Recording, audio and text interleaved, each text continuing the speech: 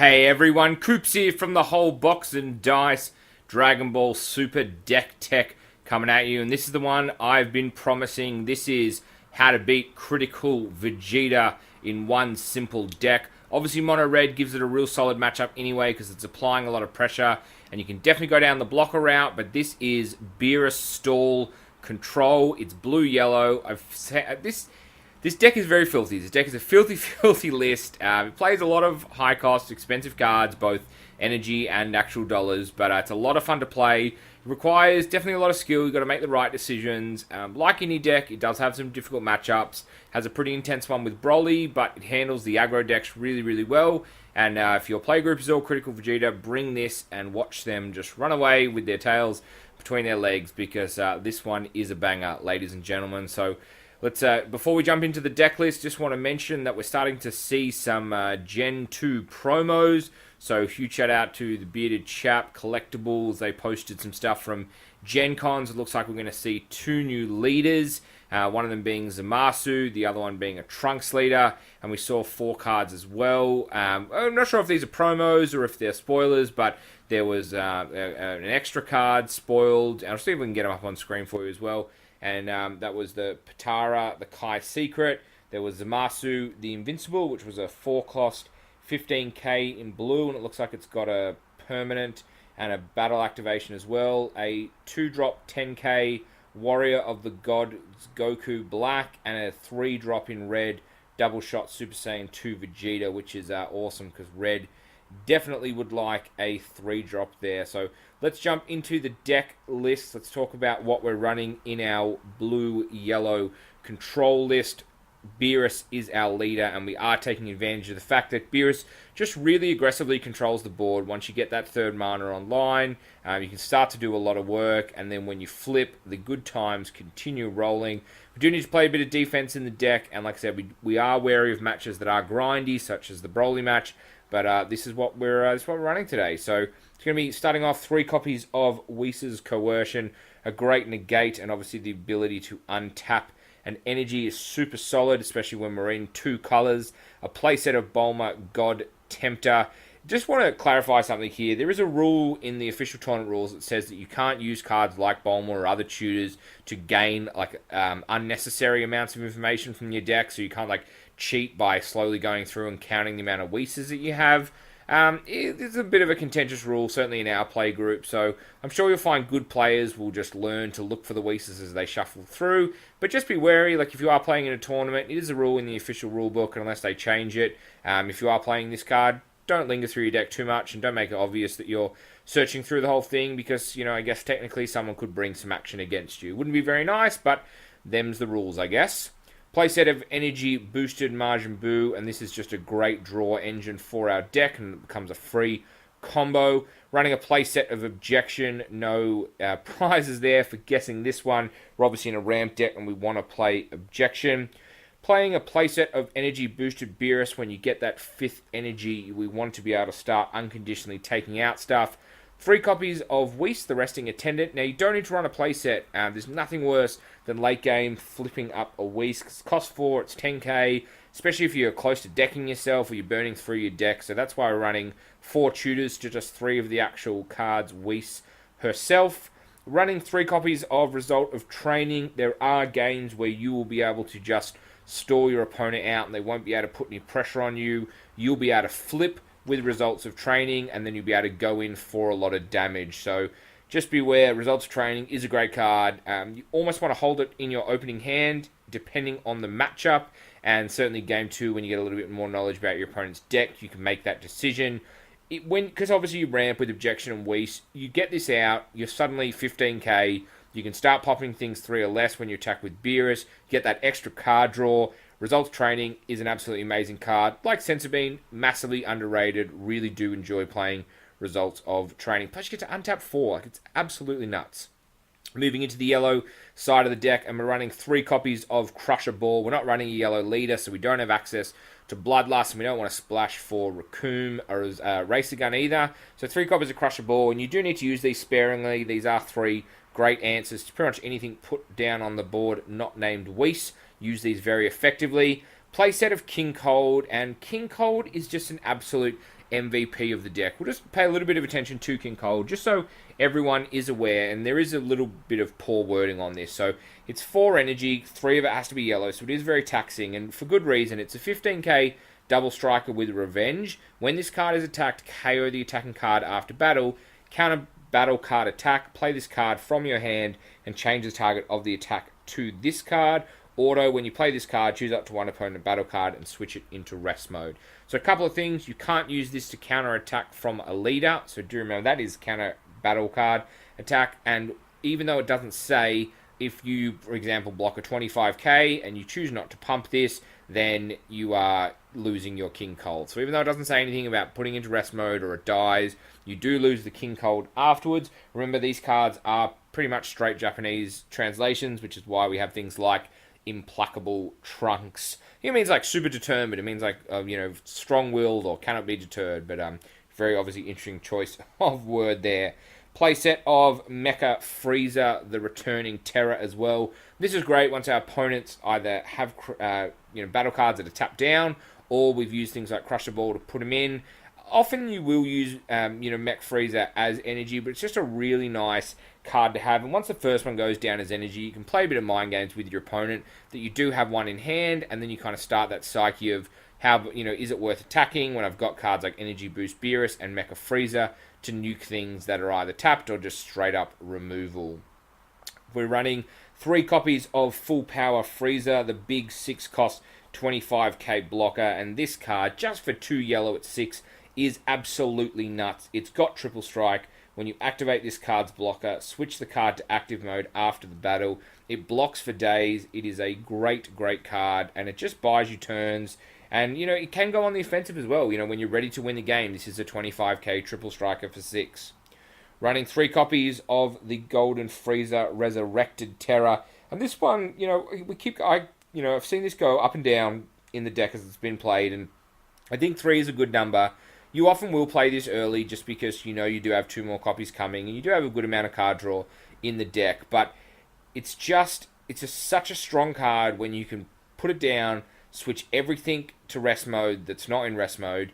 Anything that is in rest mode is KO'd. So do be aware that if you've attacked with one of your battle cards, it is going to get put into the drop area. And at the same time, if you haven't attacked with one of your battle cards and it's active, it's going to get put into rest mode. So do be aware of that.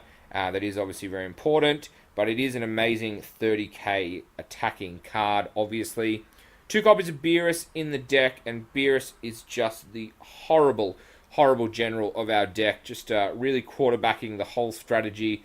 7 cost 25k triple strike, and if it wasn't bad enough, he has a horrible auto where you're forced to either nuke the board or throw 2 cards from your hand. And obviously, if you can get your opponent down to 1 card in hand, you play the Beerus, move to attacks, and if they don't have a Bloodlust or a Crusher Ball, then you can just do horrible things with their whole setup.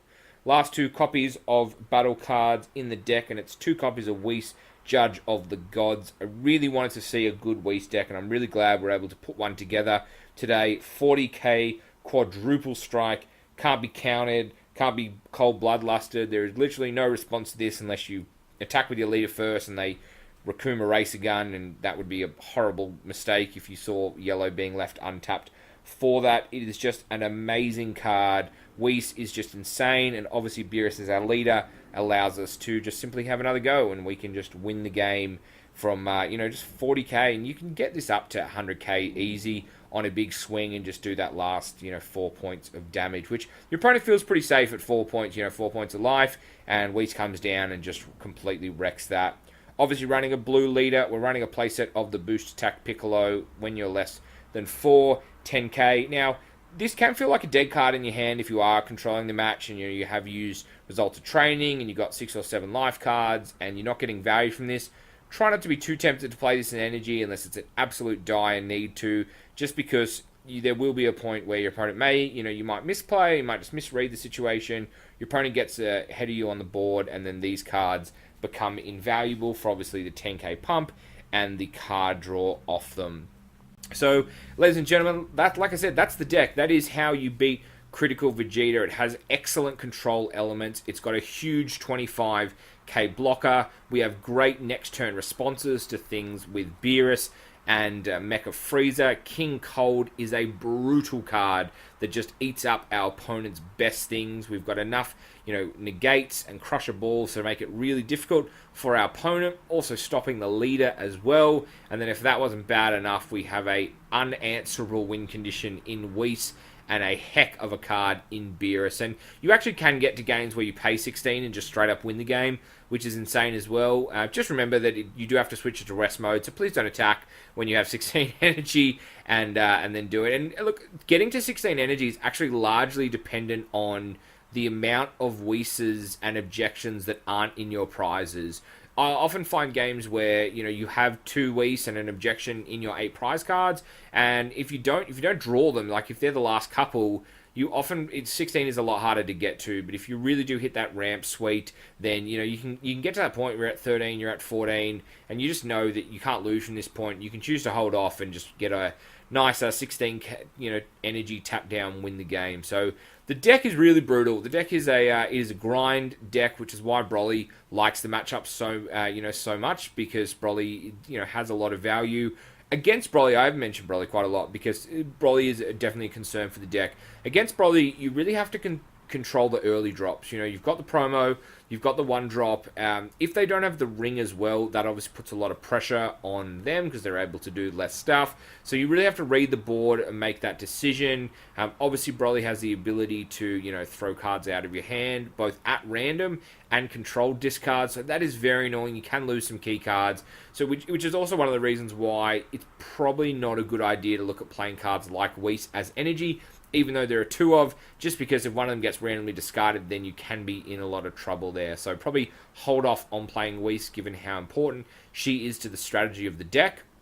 Against obviously the control matchups, the aggro matchups, playing a control list, you really do have a great time against these lists. They get in for big swings and you play cards like Crusher Ball, which just makes it so awkward for them. And, even cards like Vardos puts a lot of 3-drops out on the board, and then you're killing them back with your leader and Beerus. And just remember as well, sometimes you don't want to attack your opponent's leader to give them card draw. And even if you are trying to KO a 3-drop, you can just choose to attack the 3-drop in rest mode using Beerus' ability to then nuke it off the board, and then you haven't had to go through for any damage on the leader and give them extra cards. So look, the deck is super, super fun to play. It is an expensive deck. It does run obviously some SPRs and runs a few rares in there as well, but it is a very fun deck. It's actually a really good deck for learning just how decks interact with each other, because you have such good matchups against aggro. You have a great matchup against Critical Vegeta, which is, the it deck. It's not, by the way. It's just, it's a small card pool. It's a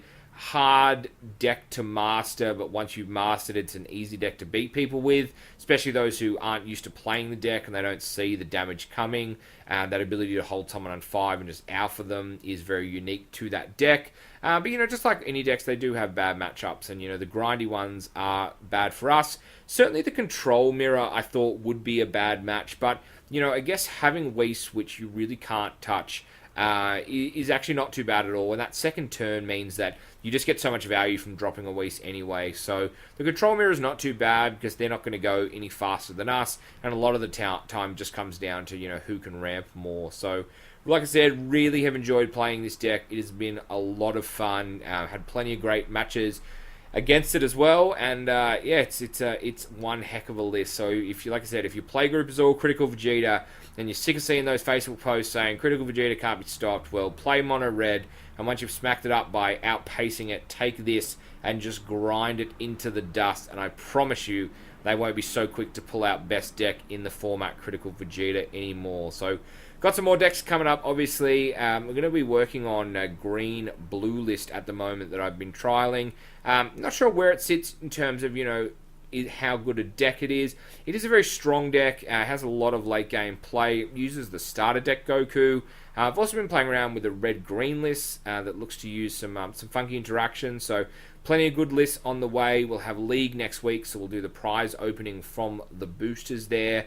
Stick close to the channel because we'll have some giveaways for DBS as well. So make sure tag your mates, get them subscribed to the channel so they can all be a part of the awesomeness. So hope you're all enjoying the Dragon Ball content. I know I certainly am enjoying the game. Got plenty coming up. Just did our 6 out of 7 video for Hour of Devastation, the Can We Flip It series, and maybe that's something we'll start looking to do for Dragon Ball as well, where we take a couple of boosters, try and get the market value from them back from cracking them open. So thanks again for watching. Hit that thumbs up button, subscribe if you are new, comment below. Have you played this deck? Do you like the idea of this deck? What are the cuts or changes you would make to it?